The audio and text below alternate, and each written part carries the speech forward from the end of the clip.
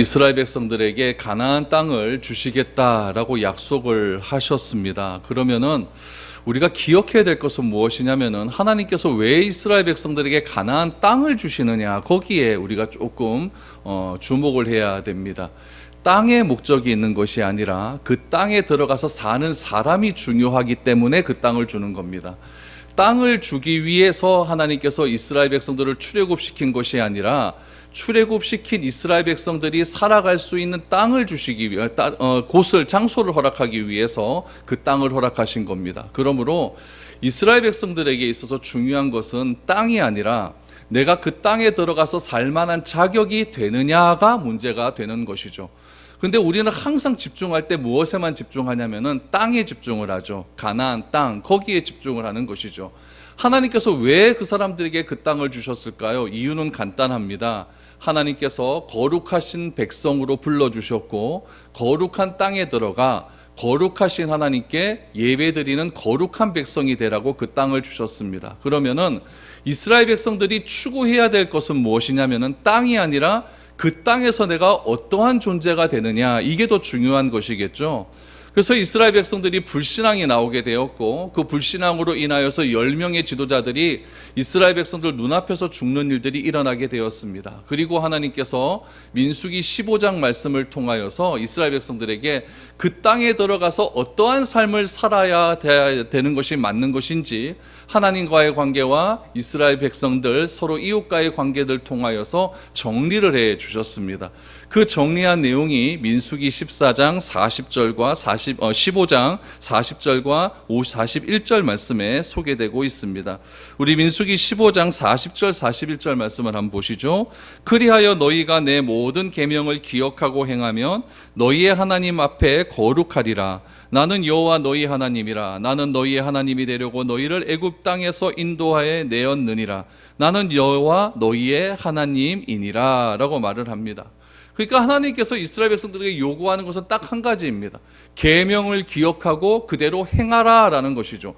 계명을 기억하고 행하면 이스라엘 백성들이 어떤 백성이 되느냐? 거룩한 백성이 되어서 하나님이 원하시는, 약속하신 그 땅에 들어가서 예배하는 백성이 된다. 이것이 전부입니다. 그러니까 이스라엘 백성들에게 있어서 땅이라고 하는 것, 그 가나안 땅이 중요한 것이 아니라 내가 어떤 사람이 되느냐, 그것이 훨씬 더 중요한 것이죠. 그것을 하나님께서는 15장 말씀을 통해서 쭉 말씀을 해 주셨습니다. 15장에서 하나님께서 말씀하신 지가 얼마나 지났을까요? 얼마간의 시간이 지난 다음에 오늘 본문 16장이 시작이 됩니다. 16장에서 레위 자손을 중심으로 해서 하나의 당이 형성이 됩니다. 레위 자손의 중에서는 이 고라라고 하는 사람이 중심을 이루었고, 그 고라를 중심으로 해서 다단과 아비람과 온이 당을 만들었다라고 말을 합니다. 여러분, 이 당을 만드는 게 문제예요.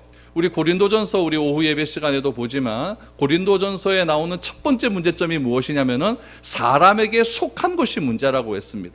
바울에게 속하고 그리스도에게 속하고 게바에게 속하고 이 누군가에게 속하면 그것이 교회가 다 갈라지는 이유가 된다고 안 했습니까? 이스라엘 백성들에게 있어서 이스라엘 백성 전체 민족은 어떻게 보면은 신약에서 나온 대로 광야 교회라고 할 수가 있습니다. 이 광야 교회에서 고라를 중심으로 한 당을 만들었다라고 하는 것은 고라에게 속한 무리들이 생겼다라고 하는 그런 의미가 담겨져 있는 것이죠. 이 세력에, 이 당에 몇 명의 사람들이 또 세력을 모으게 되냐면은 이스라엘 백성 지파의 250명의 지도자들이 세력을 모으게 됩니다. 여러분, 우리도 이 세상에서 어떤 세력을 규합할 때에 그냥 아무 영향력이 없는 사람들이 모아지는 것보다 그래도 사회 저명한 인사, 지도층 인사들이 모아서 세력을 규합하면은 그 세력이 훨씬 더 영향력이 있는 그런 메시지가 전달되는 것 아니겠습니까? 오늘 본문에서도 보니까 250명의 사람들이 그냥 사람들이 아니라 지도층에 있는 사람들이었습니다. 그러니까 이 고라를 중심으로 한 사람들의 이 세력이 결코 무시할 수 없는 그런 세력이었다라는 것을 알게 되는 것이죠. 이 사람들이 모여서 무엇을 했느냐? 모세와 아론에 대한 욕을 하기를 시작을 합니다. 어떤 욕이었을까요? 오늘 1절에서 3절까지의 말씀을 보시죠. 레위의 증손 고핫의 손자 이스할의 아들 고라와 르우벤 자손 엘리압의 아들 다단과 아비람과 벨레스 아들 온이 당을 짓고 이스라엘 자손 총회에서 택함을 받은 자 곧 회중 가운데서 이름 있는 지휘관 250명과 함께 일어나서 모세를 거스느니라. 그들이 모여서 모세와 아론을 거스러 그들에게 이르되 너희가 분수에 지나도다. 회중이 다 각각 거룩하고 여호와께서도 그들 중에 계시거늘 너희가 어찌하여 여호와의 총회 위에 스스로 높이느냐라고 말을 합니다. 그럼 이 사람들이 모여서 모세와 아론을 욕을 하는 그 녹의 핵심이 무엇인지를 보셔야 됩니다.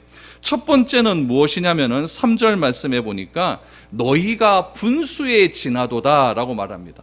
모세와 아론이 갖고 있는 그 지위, 대제사장과 지도자라고 하는 그 지도자의 층에 있는 것 아닙니까? 그것이 너희에게 너무 과중하다라고 말을 하는 것이죠.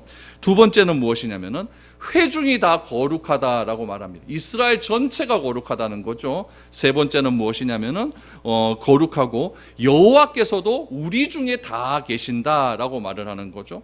그러면서 너희가 어찌하여 총회 위에 스스로 높이느냐 이런 이야기를 합니다. 그러니까 한마디로 말하면 이거죠. 너희에게만 하나님이 임하느냐? 아니다. 우리 모든 사람에게도 하나님은 다 임하시고 계시다. 이게 요점입니다. 하나님이 나에게도 임하니까 나도 거룩하다는 이야기죠.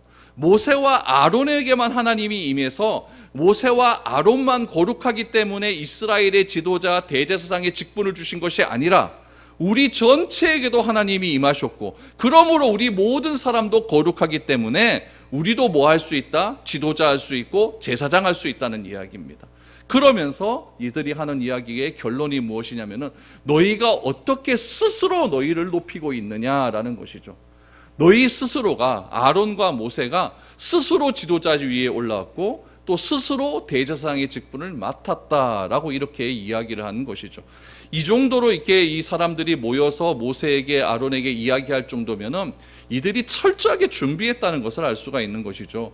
250명 이상의 사람들이 고라당의 무리들이 자기들끼리 모여서 불만을 계속해서 이야기한 것이죠. 불만을 이야기해서 그 불만 이야기한 것을 총 모아서 한 내용들이 오늘 3절에 나온 이런 이야기였다라는 이야기죠. 그렇다면 여러분, 모세와 아론이 진짜 자기 스스로 높였을까요? 모세와 아론이 진짜 자기가 대제사장이 되고 싶었고 자기가 지도자가 되고 싶어서 그렇게 된 것일까요? 그렇지는 않습니다. 여러분, 모세가 우리 출애굽 당했을 당시에 어떤 일이 있었냐면은 백성들이 고기가 먹고 싶다라고 하는 말을 했어요. 고기 먹고 싶어 죽겠다. 우리가 고기도 못 먹어서 애굽에 있을 때는 고기를 먹었는데 여기서 고기도 못 먹고 우리를 죽게 하려느냐라고 이렇게 불만 터뜨린 그런 이야기를 했죠. 그때 그 불평 앞에서 모세가 뭐라고 했는지를 보셔야 됩니다. 우리 민수기 11장 13절 14절 말씀 보시죠. 이 모든 백성에게 줄 고기를 내가 어디서 얻으리이까? 그들이 나를 향하여 울며 이르되 우리에게 고기를 주어 먹게 하라 하온즉 14절이 중요합니다. 책임이 심히 중하여 나 혼자는 이 모든 백성을 감당할 수 없나이다 라고 말합니다. 나 혼자는 이 백성 내가 도저히 감당 못하겠습니다 라고 말한 겁니다. 이것은 무엇이냐면 모세 스스로가 자기를 높였다고 하는 것에 반증이 되는 것이죠. 나는 이 백성과 같이 이 백성이 하는 불만을 난 다 감당하지 못하겠으니까 하나님 나에게 좀 사람을 좀 붙여주십시오, 이 얘기 아닙니까? 그러니까 백성들 스스로가 모세를 향하여서 네가 스스로 높여서 지도자 된 것이다 라고 하는 것은 어처구니가 없는 모함이었다라고 말을 합니다. 그럼에도 불구하고 백성들은 모세와 아론을 향해 분수를 만족할 줄 모르는 탐욕스러운 자라고 비난을 하면서 반역을 하기 시작을 합니다. 그러면은 이 고라당 무리들이 왜 이렇게 반역을 하기 시작했을까요? 오늘 본문에 보면 거기에 대한 이유가 나오는데 첫 번째 이유는 무엇이냐면은 야망 때문입니다. 결국에는 야망입니다. 너만 할 수 있느냐? 나도 할 수 있다, 이 얘기죠. 너만 할 수 있느냐? 나도 할 수 있다. 우리 10절 말씀을 보시죠. 하나님이 너와 내 모든 형제 레위 자손으로 너와 함께 가까이 오게 하셨거늘 너희가 오히려 제사장의 직분을 구하느냐라고 말합니다. 레위 지파도 원래 제사장의 직분이 있고 이 레위 사람들은 특별히 성막에서 봉사할 수 있는 아주 귀한 직분을 허락해 주셨습니다. 그런데 그걸로 만족을 못하는 거죠. 왜 너만 앞에 나가서 폼나게 하나를 향해서 막 두 손 높이 들고 기도하면서 폼나는 짓 하느냐? 어떻게 보면 레위 자손들이 성막에서 봉사하는 것은 노가다거든요. 이 더운 날 여러분 밖에서 일하시는 거 얼마나 힘이 듭니까? 이스라엘 백성들 그 땡볕에서 일하는 거예요. 어디 한번 움직일 때마다 여러분 성막 뽑아야 되죠. 그 텐트 다 걷어야 되죠. 얼마나 힘이 들겠습니까? 나도 구별받았고 나에게도 하나님이 임하셨고 나도 거룩한데 왜 제사장 모세는 저렇게 아론은 저렇게 멋있는 일을 하고 나는 왜 이런 땡빛에 고생을 해야 되느냐, 이런 불만이 터져 나오는 거죠. 그래서 저만 할 수 있느냐? 아니다, 나도 할 수 있다. 이들 가운데 야망이 터져 나오기를 시작하는 것이죠. 또 한 가지 이유는 무엇일까요? 시기심 때문에 그렇습니다. 13절 말씀을 보시죠. 내가 우리를 젖과 꿀이 흐르는 땅에서 이끌어내어 광야에서 죽이려 함이 어찌 작은 일이기에 오히려 스스로 우리 위에 왕이 되려 하느냐라고 말을 합니다. 우리 위에 왕이 되려 하느냐? 너만 왕이 될 수 있느냐? 나도 왕이 될 수 있다, 이 얘기죠. 시기가 질투가 일어나기를 시작하는 것이죠. 그러니까 여러분, 이 고라라고 하는 사람, 이 레위 지파는 하나님께서 특별한 직무를 주셨어요. 이스라엘의 12지파 중에서 특별히 레위 지파를 구별해 주신 것 아닙니까? 여러분, 어떤 것에서 구별하다라고 하는 것이 거룩의 정의예요. 그러니까 이 레위 지파를 하나님께서 거룩하게 구별해 주셨습니다. 구별하시면서 그들에게 맡겨주신 직무가 무엇이었냐면은 우리 성경에서 좀 구체적으로 보죠. 8장 19절, 민수기 8장 19절입니다. 내가 이스라엘 자손 중에서 레위인을 취하여 그들을 아론과 그의 아들들에게 주어 그들로 회막에서 이스라엘 자손을 대신하여 봉사하게 하며 또 이스라엘 자손을 위하여 속죄하게 하였나니 나는 이스라엘 자손이 성소에 가까이 할 때에 그들 중에 재앙이 없게 하려 하였음이니라 라고 말합니다. 여러분, 요 14절에서 19절에서 중요하게 보셔야 될 게 무엇이냐면은 단순히 레위 지파가 성막에서 봉사한다, 이것만이 중요한 것이 아니에요.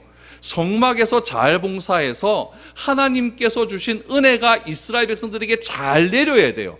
그것이 막혀버리면 어떻게 되느냐? 19절 하반절을 보십시오. 그들 중에 재앙이 없게 하려 하였음이니라 라고 말을 합니다. 레위 지파가 성막에서 맡겨진 직무가 잘 일해야, 잘 행해져야 이스라엘 백성이라고 하는 그 많은 공동체 위에 뭐가 내리지 않느냐? 하나님의 재앙이 내리지 않는다는 이야기죠. 그러니까 이스라엘 전체에 재앙이 내리지 않게 하는 중요한 임무가 누구에게 있느냐? 레위 지파에게 있는 거예요. 얼마나 귀한 일입니까?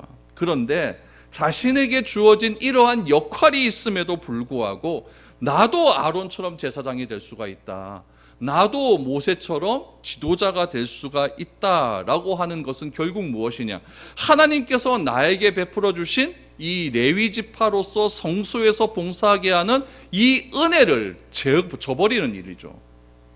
이 은혜를 저버리고 내 마음속에 있는 욕망과 시기심을 통하여서 이 이스라엘 전체 공동체를 어렵고 갈라지고 힘들게 하는 그런 일들이 일어나게 되었다라는 이야기죠.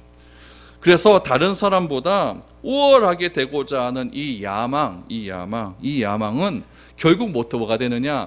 하나님께서 나에게 주어진 존귀함마저 아무것도 없는 것으로 만들어 버립니다.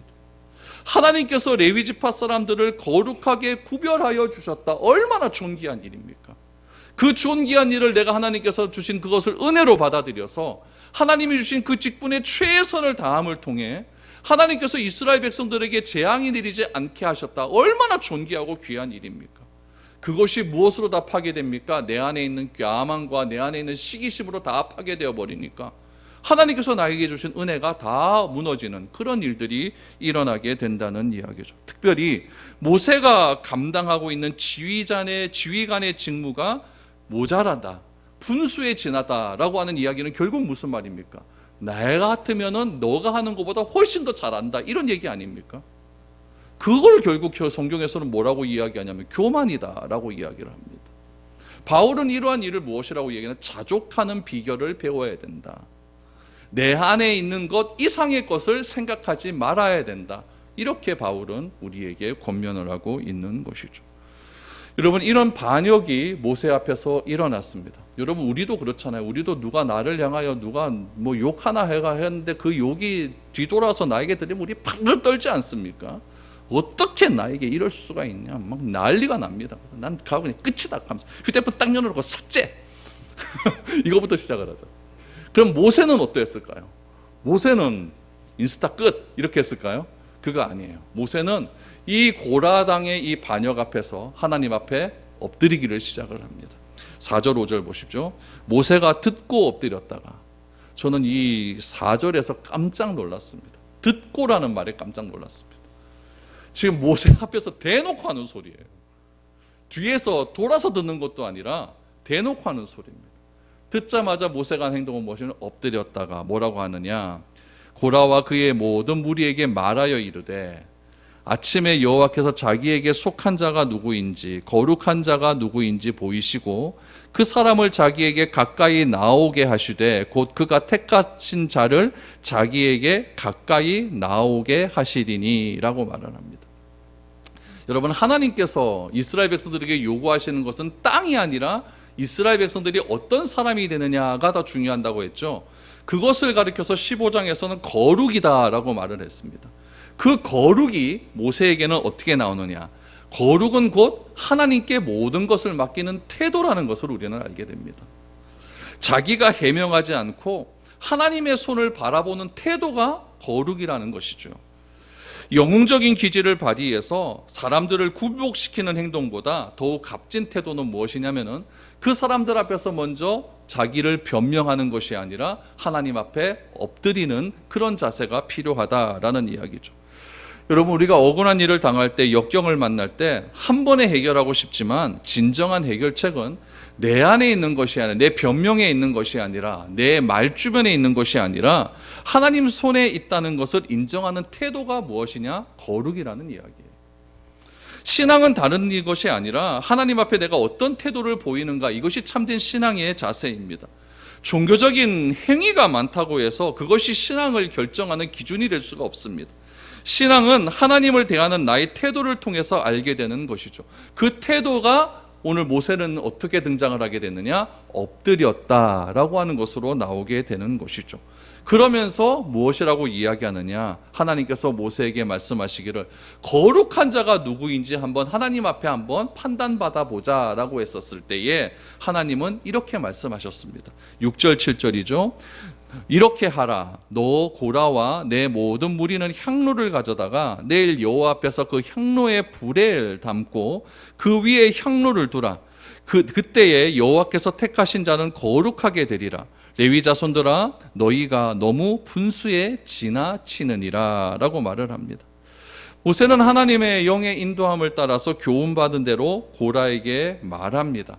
하나님, 우리 내일 아침에 향로를 가져다 거기다 불을 담고 향로를 가져다가 우리 하나님 앞에서 한번 판단을 한번 받아보자 라고 그렇게 말을 하는 것이죠. 하나님께서 이 제사장과 지도자를 위해서 택하신 자가 과연 누구인지 확인을 한번 받아보자 라고 말을 합니다. 그리고 분수를 모르고 덤비는 레위 자손을 향하여서 뭐라고 이야기를 합니까? 너희가 너무 분수에 지나치느니라 라고 말을 합니다. 여러분, 이것은 무슨 의미냐면은 회개할 수 있는 기회를 주는 거예요. 여러분, 판단받는 일을 여러분 왜 하필이면 내일 아침에 할까요? 지금 이 순간 하는 게 훨씬 낫죠. 그러나 모세는 생각을 하는 겁니다. 첫 번째 생각은 무엇이냐면 이들에게 회개할 수 있는 시간을 한번 주는 것이고, 두 번째는 지금 감정이 너무 극하게 올라와 있으니까 그 감정을 가라앉힐 수 있는 시간을 주는 것입니다. 그래서 너희가 너무 분수에 지나치느니라 라고 말을 하면서 모세는 고라당 사람들에게 회개할 수 있는 기회를 주기를 시작을 합니다. 그리고 고라당이 저지른 잘못이 무엇인지를 조목조목 설명하기 시작을 합니다. 9절 이하를 보시죠. 이스라엘의 하나님, 이 이스라엘 회중에서 너희를 구별하여 자기에게 가까이 하게 하사 성막을 봉사하는 직분을 주셨다는 거죠. 여호와의 성막에서 봉사하게 하시며 회중 앞에 서서 그들을 대신하여 섬기게 하심이 너희에게 작은 일이겠느냐? 하나님이 너와 내 모든 형제 레위 자손으로 너와 함께 가까이 오게 하셨거늘 너희가 오히려 제사장의 직분을 구하느냐? 이를 위하여 너와 너희 무리가 다 모여서 여호와를 거스르는도다. 아론이 어떤 사람이기에 너희가 그를 원망하느냐라고 말을 합니다. 참된 회개를 위해서 모세가 먼저 이야기한 것은 무엇이냐면 하나님께서 레위 자손에게 주신 은혜를 이야기합니다. 너희를 거룩하게 구별하여서 성막에게서 봉사하신 것, 그것이 어떻게 작은 일일 수가 있겠느냐라고 먼저 말을 하는 것이죠. 구별하셨고 가까이 나오게 하셔서 성막에게 봉사하고 이스라엘을 대신하여서 섬기게 하는 것은 결코 작은 일이 아니다라는 것이죠. 그것이 하나님께서 레위 지파에게 주신 크신 은혜임을 강조하고 있는 겁니다. 그러나 고라와 그 추종자들은 자신에게 주어진 역할보다 제사장직을 맡는 것이 훨씬 더 큰 일이라고 생각을 하는 것이죠. 성막에서 봉사하는 것보다 직접 하나님께 나아가서 하나님과 대면하는 것, 그것이 훨씬 더 멋있어 보이고 그것이 훨씬 더 가치 있게 보였다라는 것이죠. 그렇게 내가 큰 일을 하겠다는데, 지금보다 내가 교회에서 더 큰 일을 하겠다는데 그것이 뭐가 문제가 되겠습니까? 고라당의 무리는 그런 이야기를 하는 것이죠. 그러나 그것이 여러분 자기의 잘못된 열심으로 인한 것이라면 그것은 철저하게 절제받아야 됩니다. 하나님이 선택하시고 하나님께서 해야 할 기회를 주셔야 내가 더 큰 것을 할 수가 있는 것이지, 자격이 없는 사람을 그렇게 세워놨다가 무슨 어려움을 당하겠습니까? 하나님이 주신 것은 무엇이냐? 내게 주신 은혜를 작게 여기는 것은 하나님의 은혜가 부족하다고 여기는 태도라는 이야기죠. 왜 나는 여기서 이렇게 신앙생활하고 있는가? 왜 나는 더 크게 나는 뭐 하지 못하는가? 이것은 하나님께서 나에게 주신 은혜를 작게 여기는 태도라는 이야기죠. 이것이 무엇으로 나오느냐? 하나님에 대한 불평과 불만으로 나오는 것이고, 이런 불평의 원인을 모세는 정확하게 짚고 있죠. 이것은 야망 때문이다. 야망 때문이다. 결국 거룩을 가로막는 것은 내 안에 있는 야망이 결국 문제라는 이야기입니다. 그러므로 이 야망을 해결할 수 있는 유일한 방법은 무엇이냐면 내가 하나님 앞에서 어떤 태도를 보이고 있느냐, 이 거룩한 태도에 달려 있는 겁니다. 탐욕한 세상, 탐욕으로 찌들 대로 찌든 세상, 탐욕에서 주스러 죽어가는 이 세상에서 해독할 수 있는 유일한 길은 거룩밖에 없는 것이죠. 거룩이란 결국 무엇입니까? 하나님 앞에서 나를 드리는 태도 아닙니까? 그 태도는 결국 어디서 나타나느냐? 나의 삶의 자리를 지키는 나의 모습 속에서 나타나는 거예요. 예배의 자리, 기도의 자리, 섬김의 자리를 끝까지 지키는 것이 무엇이냐? 바로 거룩이라는 이야기죠. 그런데 이 야망으로 찌르진 고라당은 자기의 자리를 지키지 않습니다. 왜 모세와 아론만 하나님께 제사를 집례할 수 있는 것에 불만을 가지고 있는 거죠? 나도 잘할 수 있다라는 이야기예요. 모세와 아론이 제사를 인도하는 거 보면 별것 아닌 것 같거든요. 그런데 그렇게 하는 것이죠. 제가 부교육자로 나눔과 성경교회 있을 때 목사님이 6개월 동안 몸이 안 좋아서 좀 쉴 때가 있었어요. 제가 그때 그 부목사로 있었을 때는 단이 별거겠느냐 이렇게 생각을 했죠. 근데 그때가 딱 언제였냐면은 부활주일 낑기고 이렇게 있었어요. 그래서 세례가 있었고 또 거기 또 성만찬 할 때가 있었거든요. 부목사 성만찬 언제 한번 할 수 있는 기회만 있습니까? 그거를 하는데요, 제가요. 그거 한번 하고 살이 막 쫙쫙 빠지고 땀은 얼마나, 제가 또 육수가 많지 않습니까? 떡 주는데 막 땀이 떨어지는데, 그거 아무나 하는 게 아니더라고요. 아무나 하는 게 아니죠. 세례도 처음 이래 하는데 세례도 그것도 아무나 하는 게 아니다. 말이 막 벌벌벌 떨리기 시작을 하고 막 그걸 내가 동영상을 보면서 얼마나 연습을 했다고. 근데 그게 쉬운 게 아니에요. 쉬운 게 아니에요. 다 눈으로 보면 할 수 있을 것 같은데 내가 그 자리에서 직접 해보면 그게 쉬운 것이 아니다라는 것을 우리는 기억을 해야 됩니다. 그러므로 하나님께서 이스라엘 백성들에게 요구하는 것은 무엇이냐면은 자리가 아니에요. 자리가 아니에요. 땅이 아니에요. 그 땅에서 내가 어떠한 존재가 되느냐, 이것이 훨씬 더 중요하다는 이야기죠. 그 땅, 거룩한 땅에서 가장 방해되는 요소가 무엇입니까? 야망이고 탐욕이고 시기심이라는 이야기예요. 그래서 하나님께서 우리 민수기 말고 이 출애굽기 33장 말씀에 보시면은 하나님께서 이스라엘 백성들에게 중요한 말씀을 하셨어요. 출애굽기 33장에 어떤 내용이 나오냐, 32장에서 금송아지 사건이 나오거든요. 금송아지 사건을 통하여서 하나님께서 이스라엘 백성들을 철저하게 심판을 하십니다. 심판을 하신 다음에 하나님께서 싹 쓸어버리겠다라고 했더니 모세가 안 됩니다 하나님. 그래서 모세가 가로막고, 그래서 레위 지파 사람들이 칼을 차고 막 도에서 서로 다니면서 사람들 싹을 다 죽여버리는 그런 일들이 있었어요. 그 이후에 모세에게 하나님께서 뭐라고 말씀하셨는지를 우리가 좀 잘 보셔야 됩니다. 이거에 대해서는 우리가 별로 강조를 안 하는데 이 33장 말씀을 한번 보시기를 바랍니다. 33장 1절에서 3절입니다. 레위 사람이 사람 다 죽이고 난 다음에 모세에게 하신 말씀입니다. 여호와께서 모세에게 이르실 때 너는 내가 애굽 땅에서 인도하여 낸 백성과 함께 여기를 떠나서 내가 아브라함과 이삭과 야곱에게 맹세하여 내 자손에게 주기로 한 그 땅으로 올라가라. 내가 사자를 너보다 앞서 보내어 가나안 사람과 아모리 사람과 헷 사람과 브리스 사람과 히윗 사람과 여붓 사람을 쫓아내고 너희를 젖과 꿀이 흐르는 땅에 이르게 하려니와, 이게 중요합니다. 나는 너희와 함께 올라가지 아니하리니 너희는 목이 곧은 백성인즉 내가 길에서 너희를 진멸할까 염려함이니라 하시니 라고 말합니다. 하나님은 뭐라고 말씀하시냐면은 이스라엘 백성들에게 목이 곧은 백성이다 라고 말합니다. 교만한 백성이다 라는 뜻이죠. 그럼에도 불구하고 하나님은 약속을 지키는 하나님이기 때문에 아브라함과 이삭과 야곱에게 땅을 주시기로 약속했기 때문에 일단 너희들은 땅에 들어간다는 이야기예요.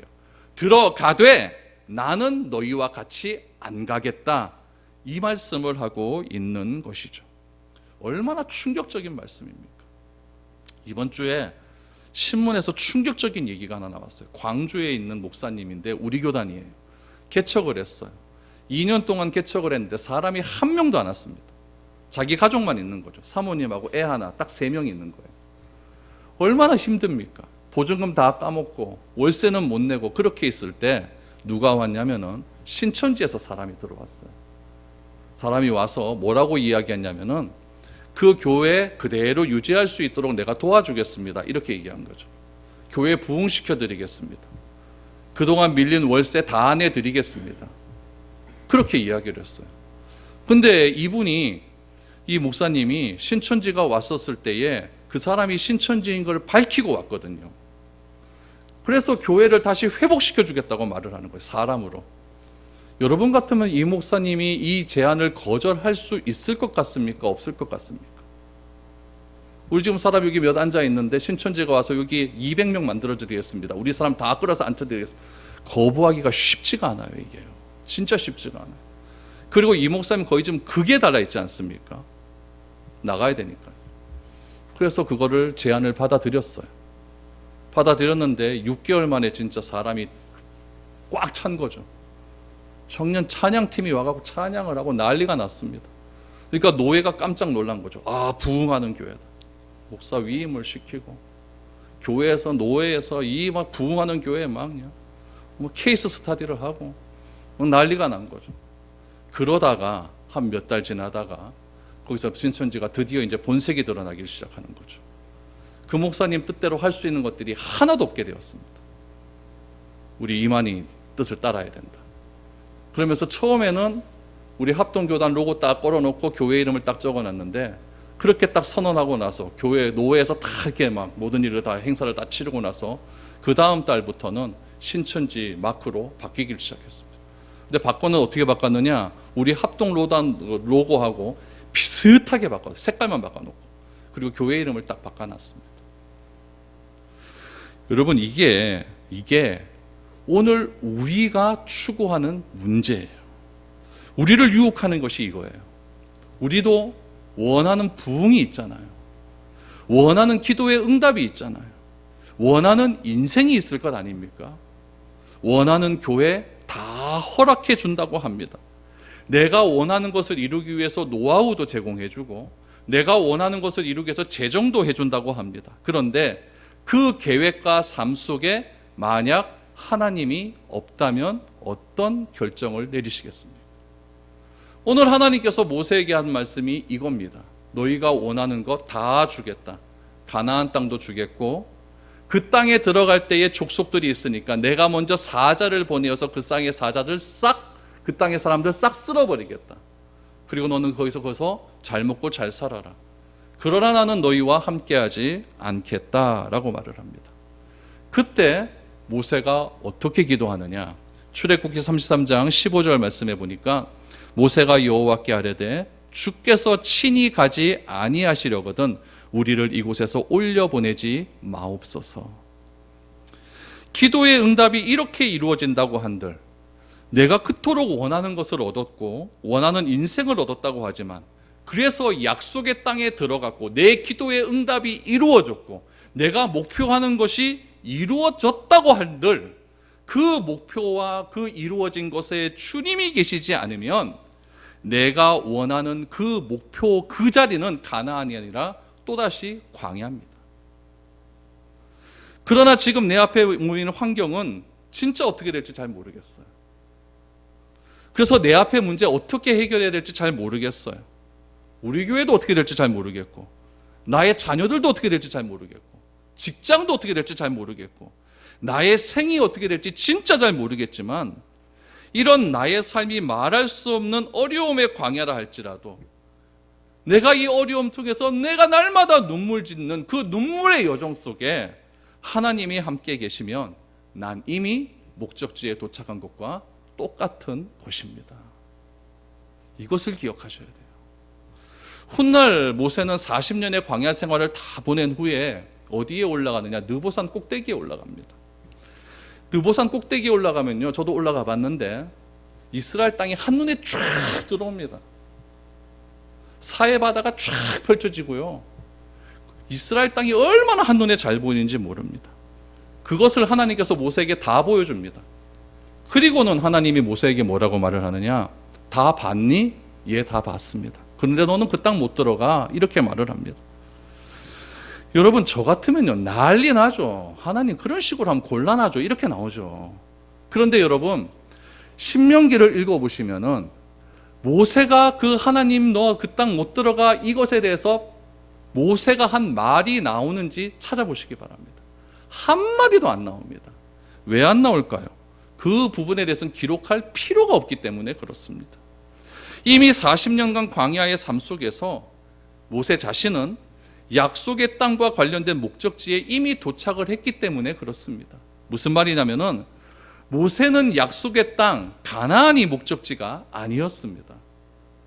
모세에게 있어서 목적지는 무엇이느냐? 구름 기둥이 가다가 멈추는 그곳이 목적지였습니다. 구름 기둥이 가는 그 여정, 그것이 모세의 목적지였습니다.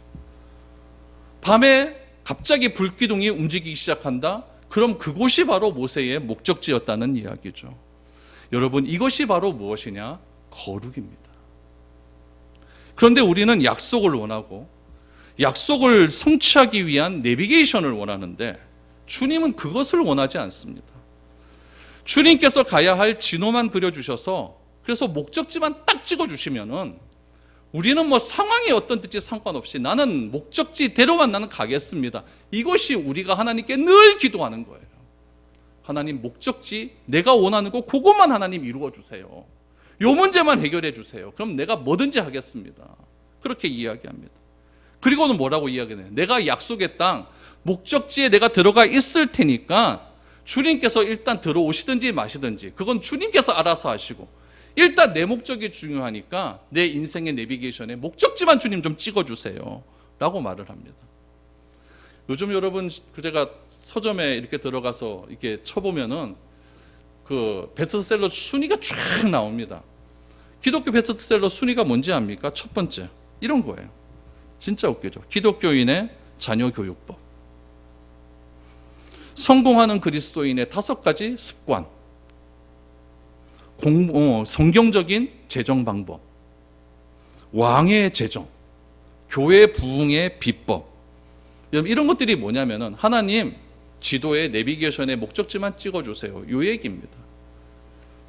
저희 아버지 세대, 저희 할아버지 세대는 여러분들도 다 보셨겠지만은 어려움이 있으면 목사님 찾아갔습니다. 찾아가서 목사님 제가 지금 도저히 뭐 해결이 안 됩니다. 그러니까 저 좀 기도원에서 기도 좀 하고 올게요.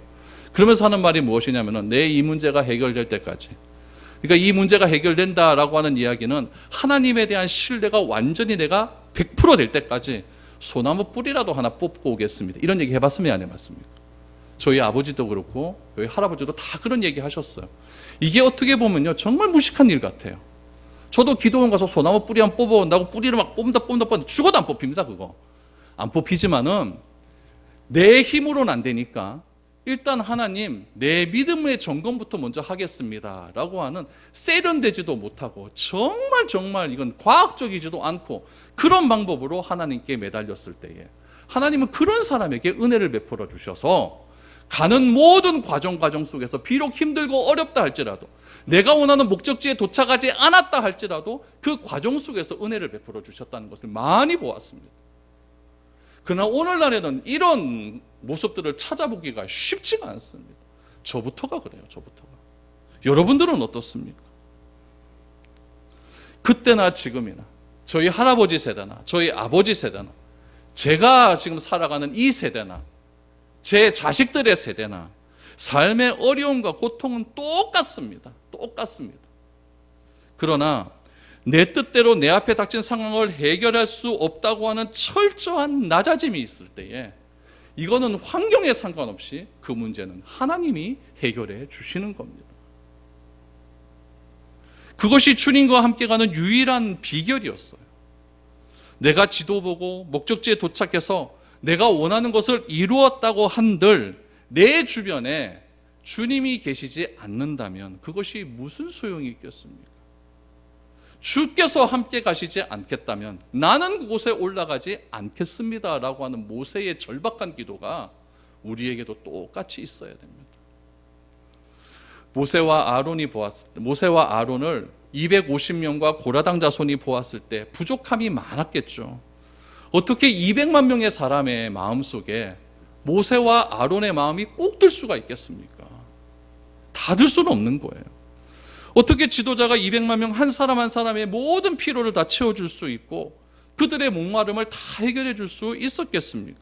그러나 하나님이 원하는 것은 그럴 때마다 고라당을 만들고 고라당을 추종하는 250명의 지도자를 세워서 불평과 불만과 원망을 제기하는 것이 아니라 하나님께서 함께 하시는 그 이스라엘이라고 하는 공동체 속에서 진정으로 주님이 원하시는 모습이 무엇이고 그 과정이 속에서 하나님께서 어떻게 역사하셔서 하나님이 약속하신 그 약속을 이루어 가는지를 체험하는 것이 더 중요한 것 아니겠습니까? 우리 다 천국 갑니다. 천국 가는 것이 중요한 것이 아니라 천국 갈 때까지 이 광야와 같은 이 세상 속에서 우리가 어떻게 살아가느냐, 어떻게 거룩을 유지하며 살아가느냐, 이것이 더 훨씬 더 중요한 일이라는 거예요.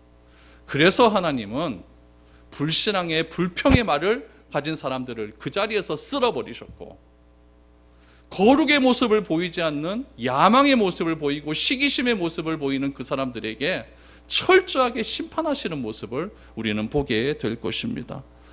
바라기는 오늘 거룩을 방해하는 요소가 야망이라고 했고 그 야망과 탐욕을 이기는 모습이 거룩이라고 했다면 야망이든 교만이든 탐욕이든 시기심이든 다 내어버리고 우리 주님과 동행할 수 있는 저와 여러분들이 되었으면 좋겠습니다.